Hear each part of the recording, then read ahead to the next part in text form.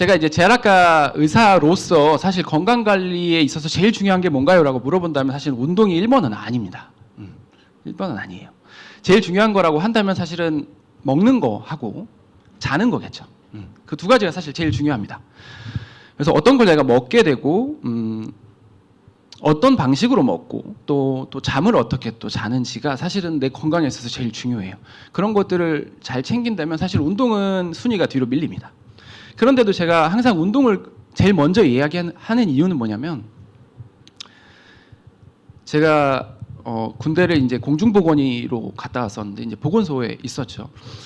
근데 그때 시간이 정말 많더라고요. 시간이 많고 이렇게 뭐 특별히 시험이 있지도 않고 그러다 보니까 많이 먹게 되더라고요. 그래서 그때는 뭐 특별히 그런 거에 대한 생각이 없어서 그때 당시에 제가 기억나는 게 뭐 제가 피자도 좋아하고 치킨도 좋아하는데 그 피자 나라 치킨 뭐 왕자 뭐 이렇게 해가지고 두 개가 동시에 오는 게 있어요. 그래서 그 두 개 같이 오면 그걸 피자랑 치킨을 다 먹는 거죠. 혼자서. 그 정도로 먹었었습니다. 그때. 그러다 보니까 한 88kg 그 정도까지 나갔었던 것 같고 그때 곰이었죠. 이렇게. 옆에 주변 사람들이 굴러다닌다고 했었는데 이제 그러다가 너무 이거는 조금 관리가 필요하지 않나라는 생각을 해서 제가 다이어트를 시작을 했어요. 그때. 그래서 먹는 걸 줄이기 시작했는데요. 정말 딱 이틀 가더라고요. 이틀 딱 하고 그 다음날 피자를 시키게 되더라고요. 이게 그 정도의 동기부여가 안 되더라고요. 왜냐하면 내가 이게 이렇게 행복한데 굳이 이렇게까지 할 필요가 있는가 이런 생각을. 그래서 저는 다이어트 못 하시는 분들의 마음을 너무 이해합니다. 그게 이렇게 먹고 하는 게 사실 너무 즐겁고 그러다 보니까. 그래서 번번이 이제 실패를 하다가 운동을 그냥 해봐야겠다라고 생각을 해서 이제 헬스장을 끊어서 아무것도 몰랐어요. 그냥 헬스장 가서 그냥 기구들을 그냥 했습니다. 그래서 한 3달 정도를 했는데 사실 먹는 거는 그대로였기 때문에 체중은 그렇게 빠지거나 그러지는 않았는데 조금 거울 봤을 때 약간 달라지는 것 같은 거예요. 이렇게 그쵸? 그래서 사실 실제로 큰 차이는 없었겠지만 뭔가 내 스스로 뭔가 약간 괜찮은데? 약간 이렇게 그러면서 먹는 것도 조금씩만 줄여볼까? 이런 생각이 들기 시작하는 거죠. 그러니까 그 부족했던 동기가 요걸로 인해서 조금 메꿔지기 시작하는 게 느껴졌습니다. 그러면서 실제로 조금씩 줄이기 시작했고 내가 운동 이렇게 힘들게 막 힘들게 이것도 했는데 오늘 점심 조금 적게 먹거나 안 먹는 것도 할 수 있을 것 같아. 그렇게 하면서 이제 조금씩 줄여 나갔고 그때 그래서 한 6개월 정도 걸렸던 것 같은데요.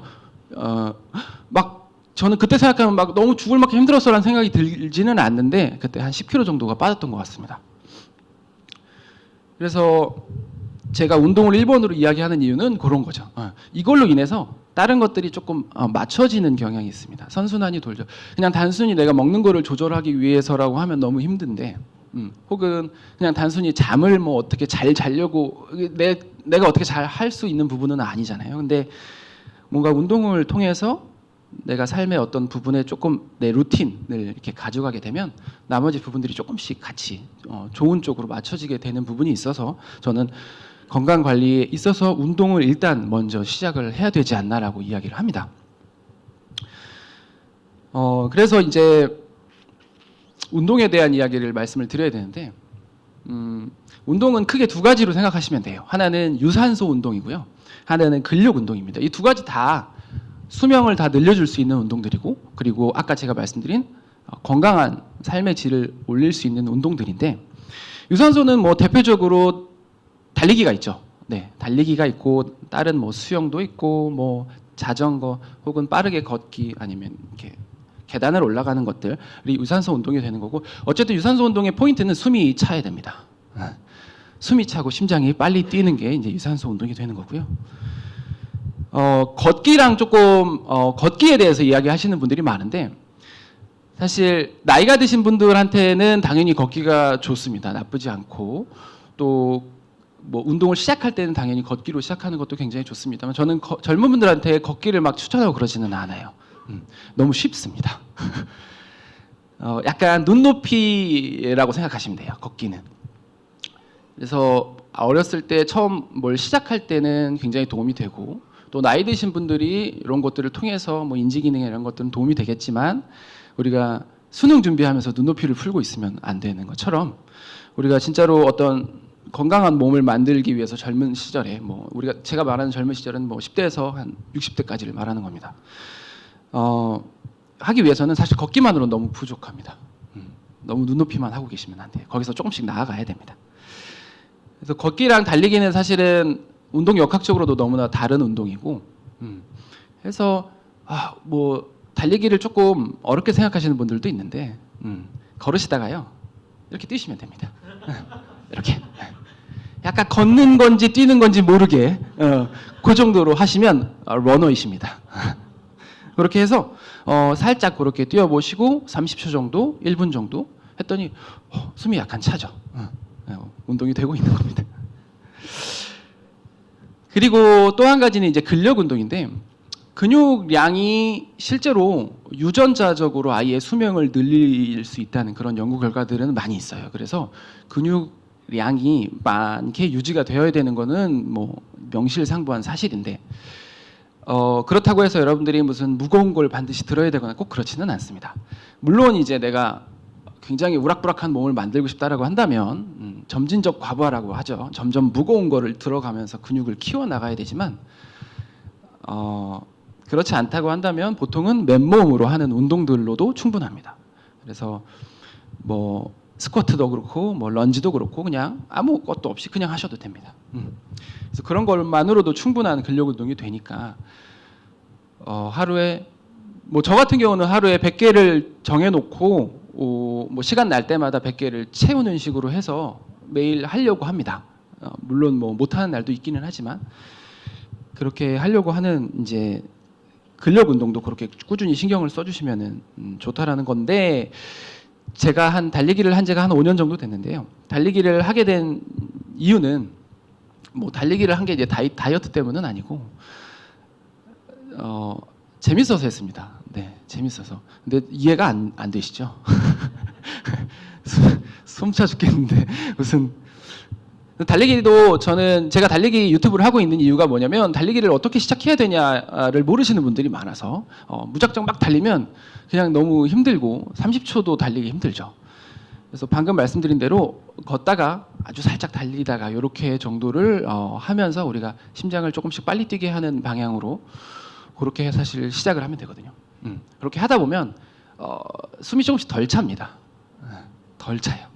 그래서 조금 더 많이 뛸 수 있습니다. 2분을 뛰게 돼요.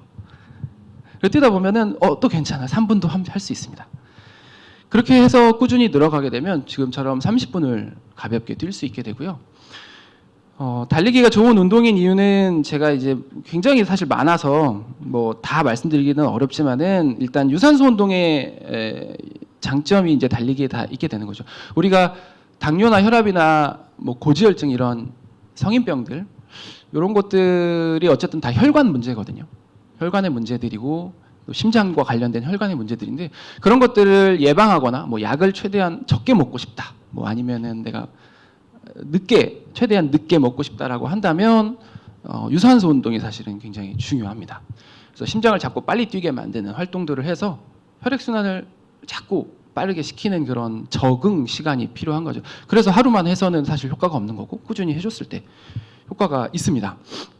그래서 그런 부분들에 있어서 사실 뭐 그런 혈관 문제에 관련해서는 사실 근육 운동보다도 유산소 운동이 굉장히 중요하거든요. 그래서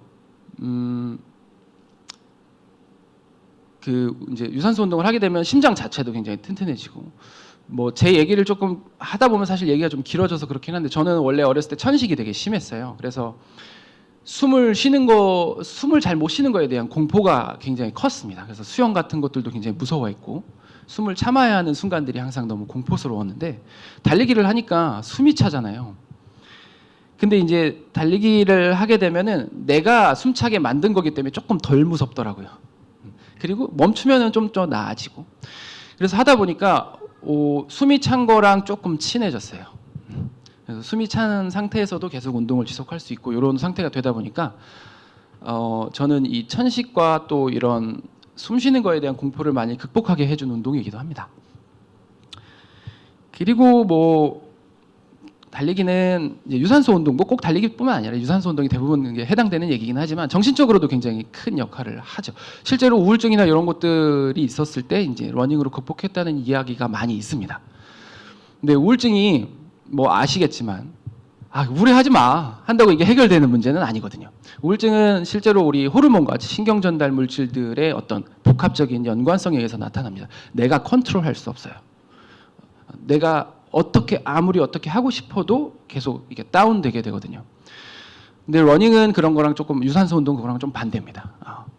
거기서 부족한 우리가 흔히 얘기하는 도파민이나 세로토닌 이런 우울증에서 부족한 물질들을 이제 유산소 운동을 통해서 많이 분비를 시키게 되죠. 그래서 어쩔 수 없이 나도 어떻게 할 수 없이 기분이 좋아집니다. 컨트롤할 수 없어요. 그렇게 해서 이제 우울증을 많이 극복을 하게 되죠. 그래서 사실 우울증일 때 어떤 것들을 기분을 나아지게 하거나 할 수는 없지만 내가 몸을 움직여서 밖에 나가는 것까지는 내가 어떻게 할 수 있거든요.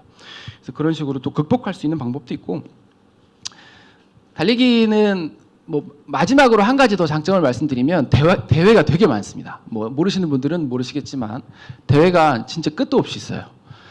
근데 다른 대회들과 다른 점은 다른 대회는 좀 잘해야 나가지 않나요? 그렇죠? 못하면 나가기가 좀 그래요. 어느 정도 선수가 돼야 나갈 수 있는데 마라톤은 전혀 그런 것이 없습니다. 그냥 날씨를 즐기러 참가하시면 돼요. 그래서 달려도 되고 걸어도 되고 얼마든지 즐겁게 뛰면 되고 또 하다 보면은 이제 욕심이 조금씩 생기기도 해서 저번에 내가 5km 나갔을 때 40분 정도 좀 걷다가 뛰다가 했는데 이번에 39분을 깨게 되면은 기분이 좋습니다. 매우 좋습니다. 그리고 그 결승선을 통과할 때의 느낌을 우리가 올림픽 선수들이 아니고선 사실 느낄 수가 없는데 우리도 느낄 수 있다. 계속 걷다가 그 순간에만 뛰면 됩니다. 그래서 이렇게 하면서 들어오면 돼요. 약간 이런 식으로 계속 힘든 표정으로 뛰다가 카메라 있을 때만 저렇게 안 힘든 척 하는 겁니다. 그래서 이제 제가 그 한 가지 이제 당부드리고 싶은 부분은 이제 운동을 시작하게 될 때 너무 욕심 부리시는 경우들이 많다는 거죠. 처음부터 내가 어떻게든 몸이 바뀌기 위해서 하루에 너무 많은 시간을 할애한달지 그런 식으로 하게 되면 정말 금세 지치게 됩니다. 뭐 신앙도 마찬가지죠. 내가 오늘부터 교회 봉사하겠어 해가지고 막 너무 많은 것들을 막 교회에 할애하다 보면 힘들어집니다. 네. 그래서 처음부터 아주 현실적인 계획부터 세워 나가시는 게 저는 굉장히 좋다고 생각합니다. 나가서 30분 걸으시면 되고요. 스쿼트 20개씩 하루에. 내가 20개는 꼭 하겠다. 그거는 정말 마음만 잡고 있으면 충분히 할 수 있는 거기 때문에. 근데 20개씩 해서 무슨 건강에 도움이 되나라고 사실 생각을 하시지만 일단 3개월을 그렇게 하다 보면 알아서 조금씩 바뀝니다. 알아서 바뀌어요. 알아서 30개로 올라갑니다. 20개는 너무 쉽거든. 그래서 너무 나중까지 20개로 시작하라고 1년 동안 20개에서 무슨 소용이 있겠어라고 너무 나중까지 미리 생각하실 필요가 없다. 제가 이제 환자분들을 볼 때 이제 아까 나이 드신 분들을 많이 보게 된다고 했잖아요. 그러면 이제 돌아가시는 경우도 굉장히 많이 봅니다. 돌아가시는 경우도 많고 또 제가 사망 선고를 하게 되는 경우도 많은데 물론 젊은 분들이 갑자기 이렇게 돌아가시게 되면은 굉장히 갑작스럽죠. 갑작스럽고 슬프고 그런데 사실은 제가 느낀 거는 90세이신 분들이든 뭐 80세이신 분들이든 돌아가시게 되면 그 순간은 언제나 갑작스럽습니다. 언제나 갑자기 돌아가세요. 그래서 저희 뭐 신앙도 마찬가지라고 생각을 하는데 교회를 뭐 모태 신앙이든 혹은 나중에 다니게 되든 하나님이 어느 순간 내 마음속에 들어오시는 거는 정말 갑자기 일어납니다. 느껴보신 분들은 아마 그렇게 생각이 드실 거예요. 그래서 뭐 운동 건강 관리에 대한 변화도 저는 마찬가지라고 생각해요. 갑자기 어떤 그런 생각이 들기 시작합니다. 보통은 어떤 계기, 저희 와이프처럼 아버지가 어떤 그런 조금 그런 이벤트가 있었달지 아니면은 보통은 이제 뭐 40대에 뭐 술 담배나 이런 것들을 생활 패턴이 별로 좋지 않다가 건강 검진을 했는데 뭐가 나왔어. 그러면서 이제 어떤 계기를 가지고 변화하게 되는 순간들이 찾아오는데, 그런 순간들이 갑자기 찾아오는데요. 제가 앞에서도 말씀드렸지만 굳이 그런 것들을 꼭 겪어야지만 우리가 변화해야 하는가? 그 변화가 꼭 크거나 꼭 클 필요는 없지 않나. 그래서 지금 저의 얘기를 들으시는 것만으로도 충분히 그 변화가 있으실 수 있지 않을까. 꼭 반드시 오늘부터 갑자기 뛰라는 얘기는 아니지만 그냥 마음속에 그런 생각을 가지고 계시면 그걸로 충분하지 않을까 생각합니다. 뭐 언제든지 시작은 가볍게라도 언제든지 하면 되는 거니까요. 제가 나이가 들게 되면은 이제 늙어서 혹은 어떤 기도를 하게 되잖아요. 보통 이제 기도를 하게 될 때 우리가 어떤 것들이 되게 어떤 걸 구할 때 기도를 하게 되는데, 특히 이제 나이 들어서는 건강에 대해서 기도를 많이 아마 하게 될 겁니다. 나에 대해서든 우리 가족에 대해서든. 근데 그 건강이 뭔가 무너졌을 때, 건강을 필요로 할 때 우리가 절실하게 그런 것들을 구하게 되고 기도를 하게 되는데, 사실 비단 그거는 우리 교회 다니시는 분들뿐만이 아니에요. 정말 누구라도, 교회를 안 다니는 사람이라도 정말 절박한 순간에는 반드시 하나님을 찾습니다.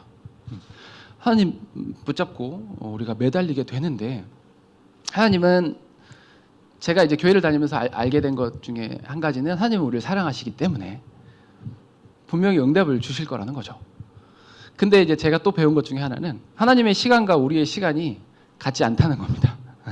반드시 내가 오늘 기도하면 내일 응답이 딱 떨어지지가 않아요. 그 응답이 굉장히 늦게 올 수도 있고, 저는 거꾸로 앞에 올 수도 있다고 생각합니다. 그 응답이요. 여러분들이 나중에 70세, 80세가 되어서 하는 그 기도에 대한 응답이 지금일 수도 있지 않을까 저는 생각합니다. 지금 뭔가 건강관리를 조금 더 신경을 쓰고 내 인생의 우선순위에서 조금만 더 위로 끌어올릴 수 있다고 한다면 그런 것들에 대한 어떤 변화, 이런 것들이 그 나중에 우리가 뭔가 더 후회하고 할 만한 그런 것들에 대한 변화로 좀 작용을 할 수 있지 않을까, 그렇게 생각을 좀 해봤습니다. 그래서 물론 이제 이게 딱 뭐다라고 제가 말씀드릴 수는 없지만 이런 모임, 또 이런 시간을 가지고 이것들이 어떤 계기가 되거나 혹은 좋은 의미가 되거나 하는 것들은 사실은 다 각자가 어떻게 이것들을 받아들이고 어떻게 해나가는지에 따라 달려 있으니까요.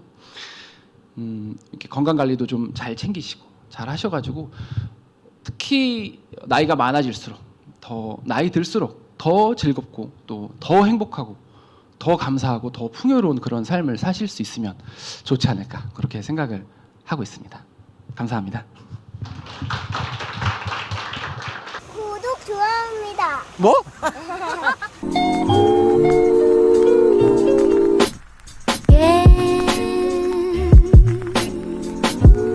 This couldn't